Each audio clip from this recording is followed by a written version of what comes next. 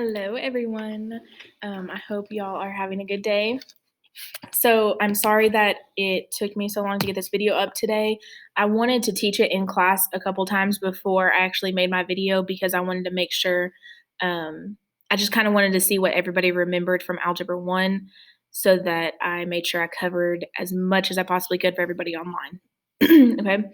So, we are going to write some equations. I think this is a pretty easy concept. It's gone pretty well today.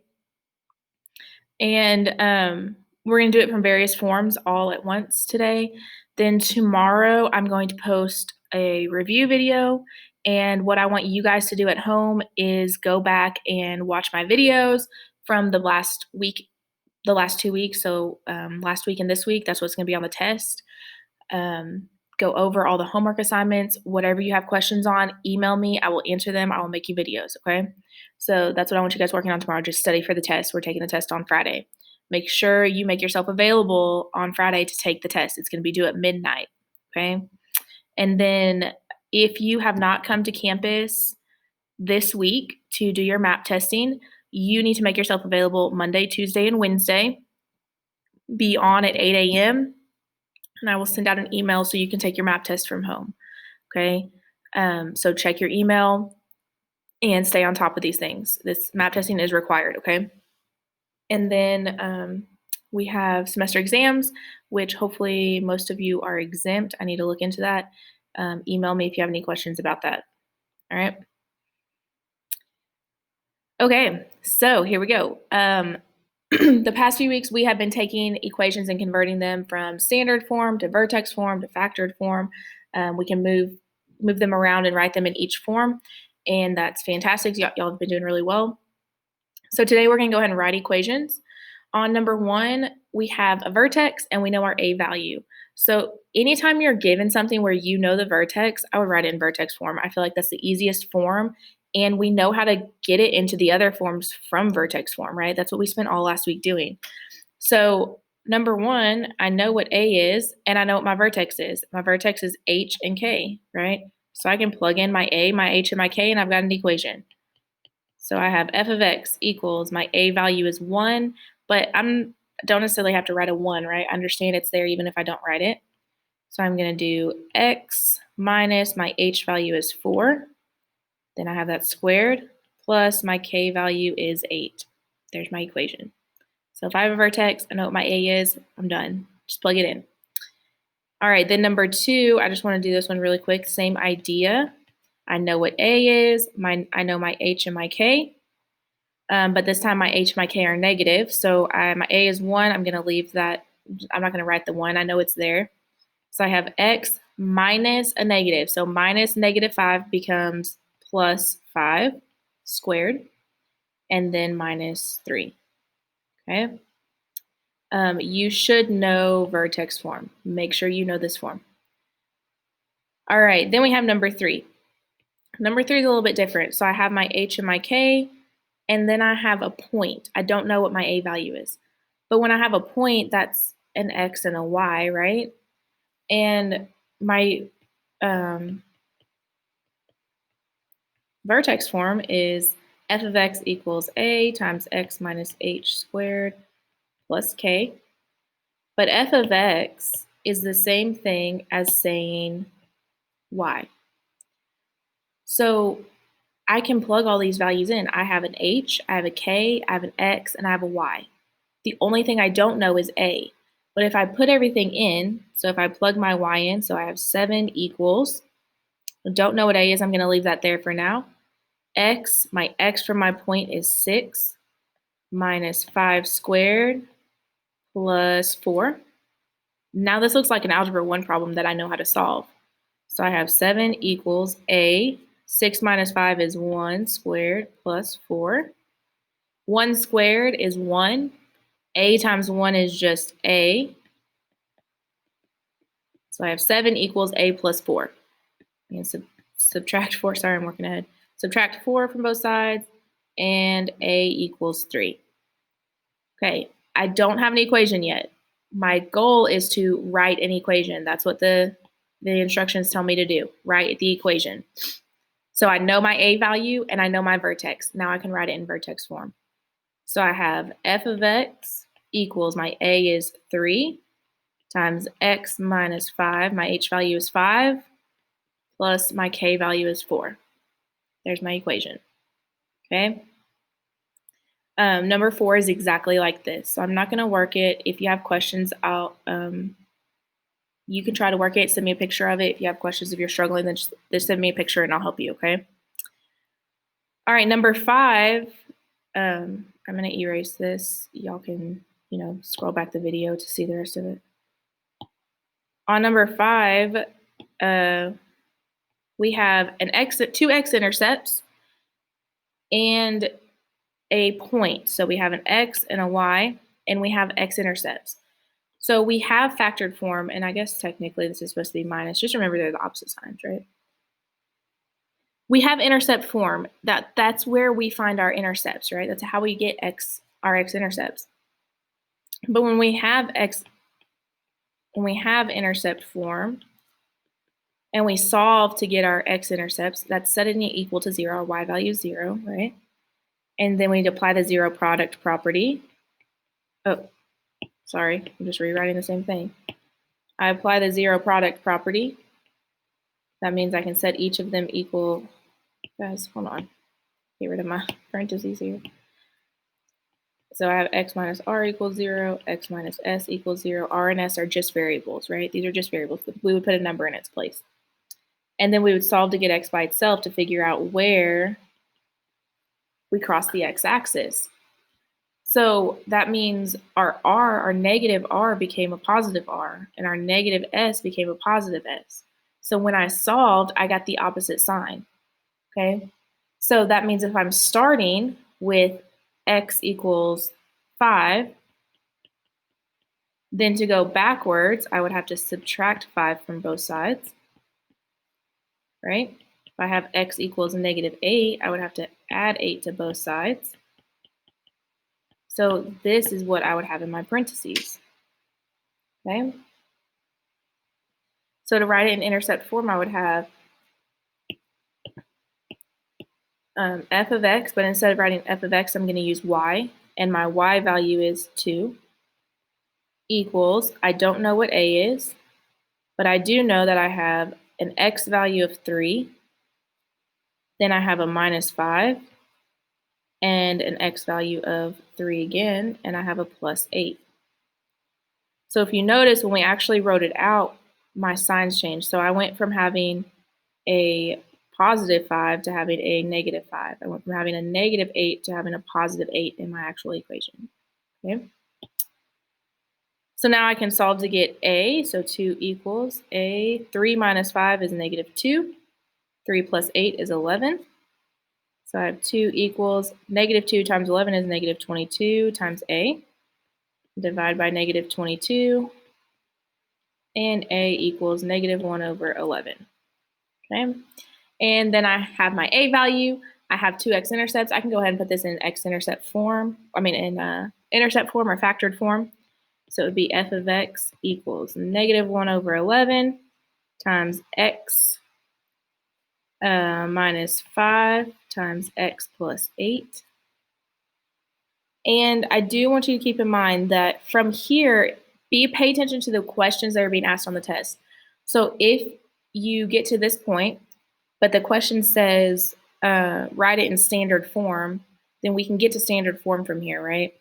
You can just multiply these things together and put it in standard form. We know how to convert it to standard form. So it'd be x squared plus 8x minus 5x minus 40. So negative 1 over 11 equals x squared plus 3x minus 40. We would distribute this through. I'm just do my arrows down here. And this becomes negative 1 over 11 x squared minus 3 over 11x minus 40 over 11. Nope, plus 40 over 11. Negative times negative is positive. Okay. There's an assignment posted. I don't necessarily expect you to convert them all to standard form, but I would practice a few of them, okay? The assignment's not due till Sunday night, but definitely practice converting them because you're going to have to convert on the test, okay? All right, so now we have a couple graphs. On the graphs, we can do the same thing. We can look at the vertex, identify the vertex. We can pick another point, identify a point. We can solve for A and write the equation. So that's what I'm going to do here. This vertex is -1, -7. My point, there's a point right here I'm going to use, -2, -4. So I can plug this in. I have -4. The y value of my extra point, not my vertex. The y value of my extra point is -4 equals, I don't know what A is. X is -2 minus -1 becomes plus -1 squared minus 7. Okay, so -4 equals A times -2 plus 1 is -1 squared minus 7. So -1 squared is +1. 1 times A is just A. I can add 7 to both sides, and A equals 3. So my equation is f of x equals, I'm going to write it in vertex form. So 3 times x minus -1 is +1 squared minus 7. Again, we could put this in standard form by expanding it and then multiplying things together. Okay, so it would be 3 times x squared plus 2x plus 1 minus 7. So 3x squared plus 2x plus 6x plus 3 minus 7. 3x squared plus 6x minus 4. So I wrote it in vertex form. I converted it to standard form. So just make sure you know how to do that. You don't have to do that on every problem on the assignment. You can just leave all of them in vertex form, but you need to know how to convert between the two. Okay, that was what we did all last week, so you should know how to do it at this point. Okay, so you guys can. Here's another graph. I'm not going to work this one again. There's problems with the graphs on the assignment. So again, if you want to just jump to the assignment, work those problems. If you have questions, send me pictures, email me. Okay. Now we have tables. So for the table part of this, we're going to have to remember some information from Algebra 1, which is what I wanted to see in class, how much everybody remembered. So go ahead. You need to use a smart calculator, a graphing calculator. All calculators are smart, right? A graphing calculator. You have one on your Chromebook. So the TI-84 is on your Chromebook if you have a Chromebook. If you do not have a Chromebook or your own calculator, please email me, okay? Please email me so that I can get one checked out to you. We have calculators at the school, and we can check one out to you just like we did your Chromebook, okay? Or just like you could a Chromebook. So let me know if you do not have a calculator. Don't continue struggling, okay? Let me know. Okay, so in Algebra 1, we did stat edit. So we did linear regression. I hope you guys recognize this table. And we put in tables like this into our calculator, and it gave us the equations of lines. So we put our x values in L1. So make sure you use this negative down here for the negatives. -4, enter, 1, enter, and, -4, 0, and 1. So all my x values I'm going to put in L1, then I'm going to jump over to L2, and I'm going to put all my y values in L2. So I have 1, 9, and 16. So in Algebra 1, you then click on Stat, go over to Calc. In Algebra 1, we dealt mostly with len/reg number 4. We did do quadratic regression as well in Algebra 1, but it's very brief. So linear regression is what we did a lot in Algebra 1, but now we're not dealing with linear, right? We're not dealing with straight lines. We're dealing with these parabolas, with quadratic functions. So we're going to go down to quadratic, number 5. And then you go all the way down to calculate, and it tells you A equals 1, B equals 6, C equals 9, and it gives you the standard form of an equation. You can write the equation with A, B, and C. So y equals, I have to come over here for it to update quickly. Y equals ax squared. So a is 1. I don't have to write a 1, so I'm just going to write x squared. Plus bx, well, b is 6, so plus 6x, plus c, and c is 9, plus 9. There's my equation. I'm done. Okay. So anytime you see a table, stat edit every single time. Now here, so I'll let you guys can practice these on the assignment. You can pause my video and go back and do stat edit, go through the steps again. Oh, dang. Okay. Sorry, that was a phone call I probably should have answered. I think it was my kid's preschool. Okay, so now we have some points. We can put these in the table and do the same thing. So -1, my x values, 1, 3. Then my y values, 1, 1, and 9. So again, to clear your calculator, do second plus 7, 1, 2. It will reset it. Then we can do, oh no. Okay, stat, edit, and put these in. So I have -1, 1, 3. Then I have 1, 1, 9.